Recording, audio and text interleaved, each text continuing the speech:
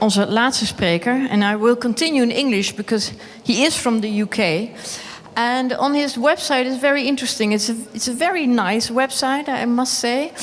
And you can see it says, I'm a writer, I'm a journalist, I'm a coach, and I'm a speaker. And then you see all kind of things which he has done, which is quite impressive. And he's here because he's a speaker, I think.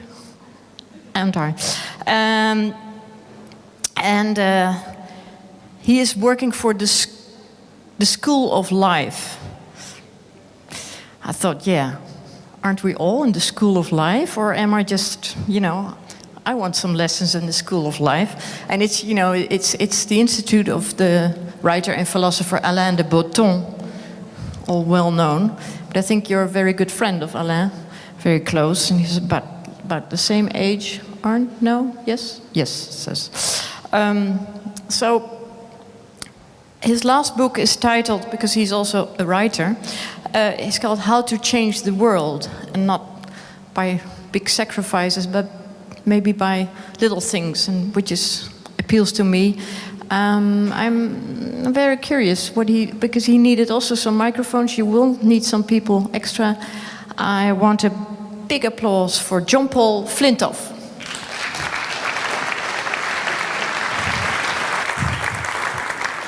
Okay. Thank you very much. Hello, everybody. I feel really worried that I'm going to say something really obvious that someone else has said in Dutch and I just didn't understand. So I'm just saying that in front so you understand that if I repeat something brilliant that someone said, I'm not stealing their ideas, I'm brilliant too. Yes, so I'm a writer and I'm a performer, and I want to talk to you about some ideas to do with how we can be creative, how we can flourish in a time of constraints and cuts, and how sometimes those constraints are actually liberating and they can make things wonderful for us. But since you did kindly mention that I wrote that book, and it was published in Dutch, and the very nice lady at the bookstall over there said I should tell you that it's on sale over there. I want to tell you I did something because I thought it was very rude to publish a book in Dutch without learning a bit of Dutch. So I'm going to say to you, ik ken geen Nederlands. No, ik kan, how do I go? That bit, I forget that bit. Iedereen wil dat wereld rondom zich veranderen door het verrijden van dingen die ons tegenstaan of om een mooie droom te verwerkelijken. And you're not going to hear any more Dutch from me, so you can relax. Thank you very much for listening to me in English. I really appreciate it. And if I go too fast, I know you're all brilliant English speakers, but if I go too fast, you could put your hand up and pretend you're worried for somebody else. Because I'm sure that you wouldn't want to admit that you didn't keep up. You see what I mean? So, but sincerely, I'm very honored to be here and to be speaking to you in English, and thank you for listening to me in advance. What I'm going to be talking about, I'd urge you to think about how it applies to you personally. I imagine that quite a lot that you're thinking about is to do with you in work, whatever your work context is. But it's more rich, I think, to think about these things, about how they apply to you personally. And the first thing I'd like you to think about, since I'm talking about constraint and shortages, what are you lacking? Think about, what are you lacking? What's one thing? It doesn't have to be the whole list of all the things you're lacking. What's one thing that you're conscious of that you're lacking? And I'd like you to think, what's one thing you've got too much of? Two totally different things. But would you now give it a moment's thought, and I'll be quiet for a second. What have you got? What are you lacking? What have you got too much of?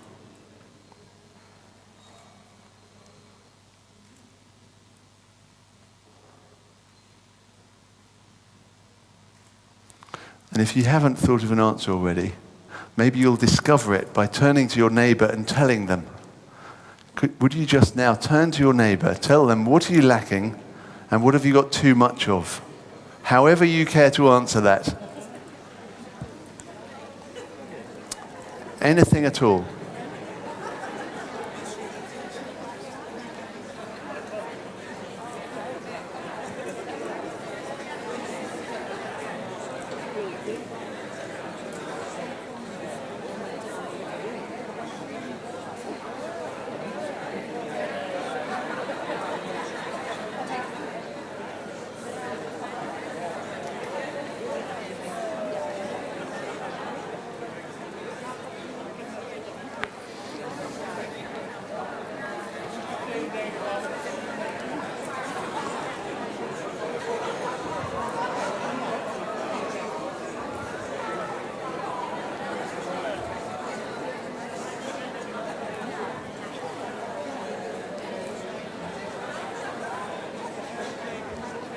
Okay. Thank you. Thank you. I need a bit of crowd control here. Oh, brilliant. Shh, thank you very much. So wherever you got to, even if you didn't manage to finish the list of things that you're lacking, or the things that you have too much of, hold that thought. Even keep thinking of more things that you're lacking and think you've got too much of, whatever they are. Hold on to those thoughts, because maybe something will come up in the next few minutes.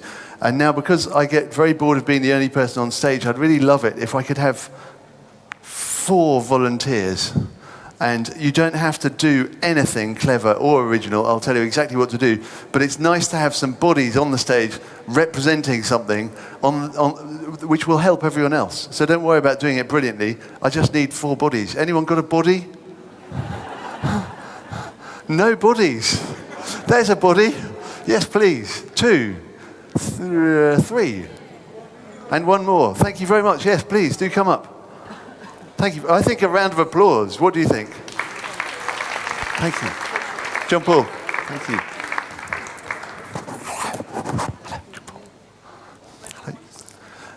Brilliant. Just there. 1 more. Thank you. Hello. Thank you for coming up. Thank you. Hi. Okay, so I'm going to ask them to represent some things that I want to mention to you, because they sort of might be helpful and motivational. Would you could represent a girl in a photograph. I have a photograph at home. It's boring to tell you about the photograph. He's going to be the girl in the photograph. It's quite nice that he's not a girl. I think is that okay with you? Okay, so the girl in the photograph she's quite young. She's holding a box above her head. Can you do that? And she's really happy. We imagine that the thing in the box is making her happy. Can I have the other microphone? Thank you. So hold that image. Now you can relax for a second. Could you just tell them you're very upset because you live in Haiti and there's been an earthquake? I'm very upset. You live in Haiti? Haiti. And there's been an earthquake. I live in Haiti and there's been an earthquake. Is that good in English? Do you want to do it in Dutch as well? Ik woon in Haiti en er is een aardbeving. Thank you very much. That's brilliant. So then these two go together. You're a famous American male film director, and you're a carpenter in his house. How would you do that? Do whatever you like to be a film director. Brilliant. Carpenter?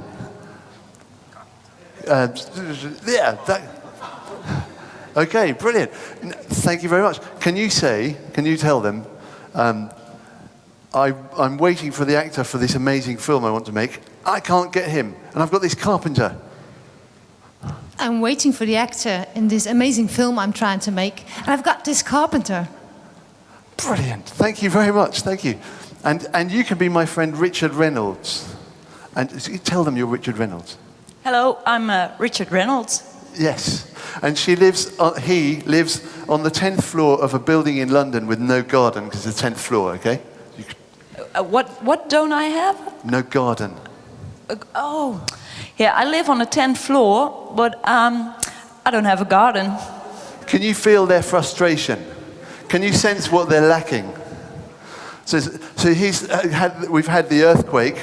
There's no topsoil in Haiti. It's all been washed away. And what's he got too much of? She's got too much poo on the floor because there's no sanitation. That's not good. Too much poo. Do we know what poo is? Okay, there's some nods. Can anyone explain what's poo? Poop. But I beg your pardon. Poop. Okay, great. Poop. Too much poop. You've got a lack of the actor that you want, and you've got too much carpenter. And you've got a lack of a garden, and too much, well, forget the too much. You live in London. You've got lots of London. So now I'll put you out of your misery. Can you do the... So do you know what she's got in the box that makes her so happy? Any suggestions?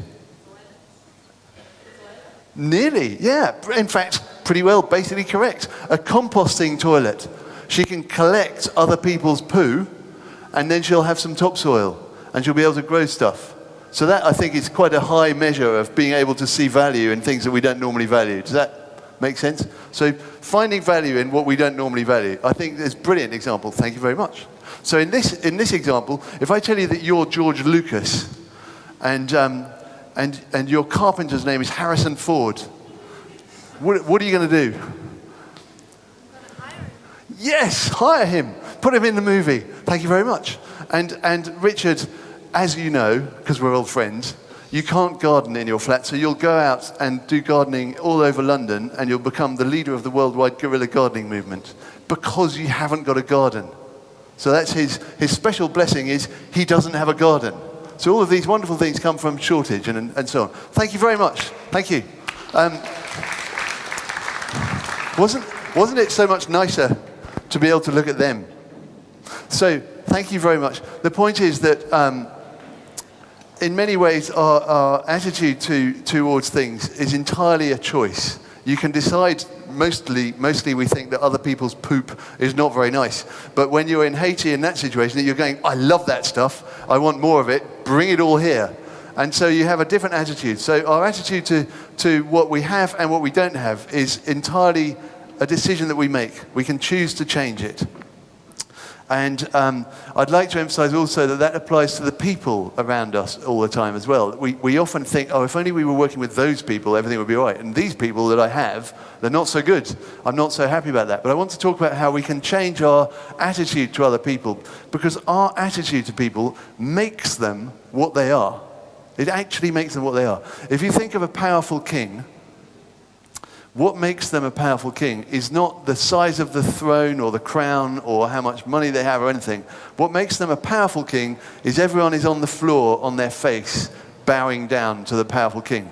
If everyone gets up off their face and does something more interesting, playing the trumpet, smoking a cigarette, having a sleep, doing a poop, then the same powerful king, without doing anything differently, is no longer powerful. All of the power comes from the people over whom it's exercised. Does that make sense? So it's all given by them. They make the king powerful. We make the king powerful. That king is a perfect model of the status quo. If you don't like the status quo, think of it like that powerful king. Get up off your face and do something better. That's one example. But another example I want to talk about of how we make people what they are. There's a woman I wrote about as a journalist, a girl. She was a girl at the time, and she used to really, really violently attack people on London buses. She was a very dangerous girl. And I interviewed her. I was very scared to meet her, but actually she was very nice to me because of the context, and it was fine. And I asked her, what should I do if I'm one of those people who gets on a bus and then she comes along and you know, how am I supposed to react in response to her? And she said, I only do it to the people who I can see in their eyes that they think I'm trouble. So they stick it on her and she gives it back. So I said, so what should I do? She said, well, just act like I'm nice. Oh, right, okay. It's as simple as that. So you make people what they are by the way you respond towards them. This is obviously an insight that psychologists have known about for a while with this idea of projection. Some people, we project onto them that they're really mean. And so that's how it just comes out. We try to hide it, but they know. Or we think they're a famous movie star. It's like, and we're projecting all that, but they're still just a human being. Everything that we're doing towards them, they pick up. We can't help it. So we have an attitude towards things and we have an attitude towards people, and we can always change it, which does kind of suggest that we can find abundance where at the moment we find shortage, often. And I want to give you one example of that. I used to, like many people, cook. I do most of the cooking in my house. I used to cook the same things. I would go to the supermarket, and it was a bit like this, like a train on a track that I couldn't change. And I go to this shelf, and I grab this thing, and I go to this shelf. And I'm being a zombie. I'm not alive. I'm not doing anything differently. I'm doing the same thing forever. Like people do this for the rest of their lives. But I changed it happily. By ordering a company to send me some vegetables that were in season, you know, for the right time of year. And so for years, I had never bought a cabbage because I always thought they were boring. I had them at school, they were horrible. Cole. I never bought cabbage. But then this company sent me a cabbage. I thought, what do I do? I have to use this thing. And I became really expert at making interesting things out of cabbages. So the constraint makes you more creative. if I had not had the constraint, I would have been like those East German housewives, mostly women, who after the wall came down went to the supermarkets in West Germany and were so shocked by how much abundance there was, they actually burst into tears and they couldn't do anything. It was too much stuff. It's like all the stuff in the whole world seemed to be in one room. So sometimes having a shortage makes you, in fact almost always, having a shortage makes you be creative and have a new open attitude. So I really hope that, obviously nobody in this room is probably being a zombie very often, but if you're being a zombie at all, I'd encourage you not to be a zombie anymore as much as you can. Be fully alive and think about a different way. And I'm going to suggest that there is a way that we can deliberately change our outlook, if we're not doing it already, and find abundance everywhere. And this is an idea that comes from improvisational theatre. So if you do improv already, you know this stuff. If you don't, it might be interesting and useful to you. So this idea is about everything that happens on stage being an offer. And I need one more volunteer for this. It's very easy. Any more volunteer bodies out there? Otherwise, I'll have to use my psychic mind reading powers and come and find you. Ooh. Any more bodies? Come on, it's really easy. I promise you, I'll do all the hard work. Oh, thank you very much. Okay, so you're going to need a microphone. Okay, so thank you very much. I think a round of applause. Thank you. So, in improvisational theatre, everything that happens on stage is an offer. And it could look a bit, because we don't know where we're going. We don't have a script like life, remember. This is not about teaching you to be performers. This is about pointing out what the similarity is with life. We don't have a script. If we don't have a script, the only way we know what we're going to do next is by paying attention to each other. You have to really, really pay attention and find some value for you in whatever's happening. So it's easy to see it's an offer. If I say, happy birthday. Wow, you didn't have to do that. That's really beautiful. I thought you'd like it. Yeah. It probably cost a lot of money. Yes. What are you going to do with it? I'm going to eat it. Yes. Yes. Brilliant. So what she did there was brilliant because she accepted the offer. The offer was clearly an offer. It was happy birthday, wasn't it? And then her suggestion she was going to eat it became an offer to me. I might have thought it was makeup, but once she'd said that, I had to change my plan.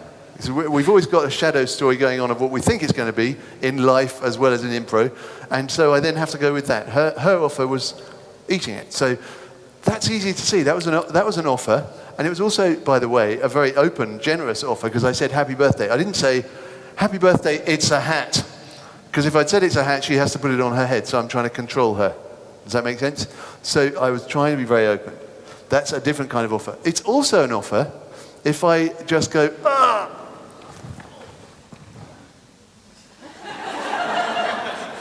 Is there a doctor around? Brilliant. So she accepted that offer as well. It looked like an act of real unkindness to leave you there. Did it feel slightly? I kind of like, why did you done that? Yeah, no. But I thought I have to do something. You had to do something. You can be really playful with it. You could have thrown some water in my face. You could have dug my grave. You could have pretended I wasn't dead, but in bed. You could have tucked me in. You could have anything. So it's all an offer. When you start to think, thank you, by the way, thank you very much. All done. Thank you. Thank you. So when the point is that when you see everything as an offer, you realize how much incredible abundance there is out there. You're constantly thinking, wow, how can I do that? Everything is an offer. What a lovely thought that everything is an offer. And so I'd like to, I have no idea how I'm doing on time. How am I doing on time, roughly? 5 or 10 minutes, perfect. Well then in that case I can allow you to have the experience of seeing what it's like to have offers and to block them. I'd like you to get into pairs please, and I'd like you to experience what it's like to play that game. She accepted my offer of the birthday, but if she'd said, it's not my birthday. Is it your birthday, by the way? No. So you played along with it, but you could have said, it's not my birthday. And then I would have looked like an idiot. Actually, she also would have looked like an idiot, because we don't know what we're doing. But I'd like you to play a game where you're making an offer to each other, but in pairs. One of you makes the offer, so there'll be a lot of this kind of body language, like, huh. And then the other one, I want to refuse to accept, like this. There'll be a lot of that. And even leaning back, or even going like, So I'd like you to make an offer of something that's really lovely, like a table at your favorite restaurant. Even if you don't know each other, everyone likes a table at their favorite restaurant. I'd like you to invite the person to come for dinner, the other person has to say no in any way that you can think of. Just see what happens. And then I'll ask you to swap over. So you both get a chance to be the one making the offer and refusing it. And the point of this exercise is for you individually to notice how comfortable or uncomfortable you are with saying yes or no to things. With making an offer, how pushy can you be? If you're blocking, are you able to go, nope, nope, or are you finding it a little bit, you have to be polite? See what happens for you. So take time. I will stop you when it's time for you to swap over. Is that okay? Is that clear? Hands up if it's not clear. With words would be great. And actually, I have to say, if you stand up, it would be probably easier for you because you'll have slightly more energy, but you don't have to. So if you get into pairs, one of you invite the other one to their favorite restaurant. That's a nice offer, but the other one blocks. No, no, no. Well, in whatever way you need to do it. Off you go.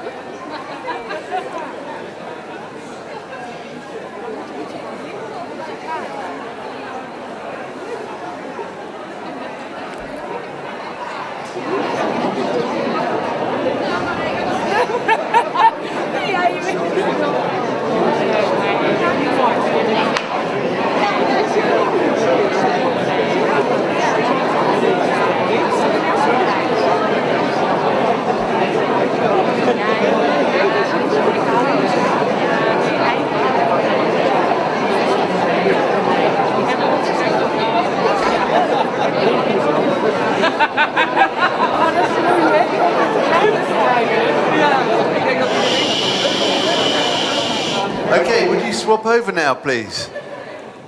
Swap over, so the other person is making the offer.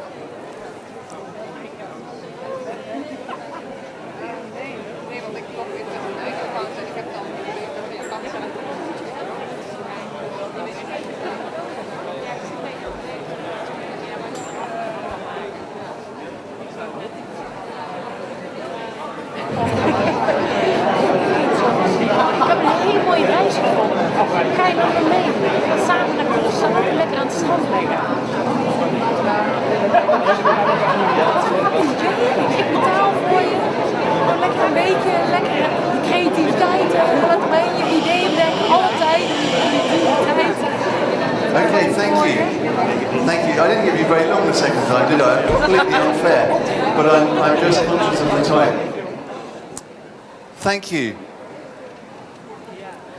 Ideally, I would let that game go on a bit longer.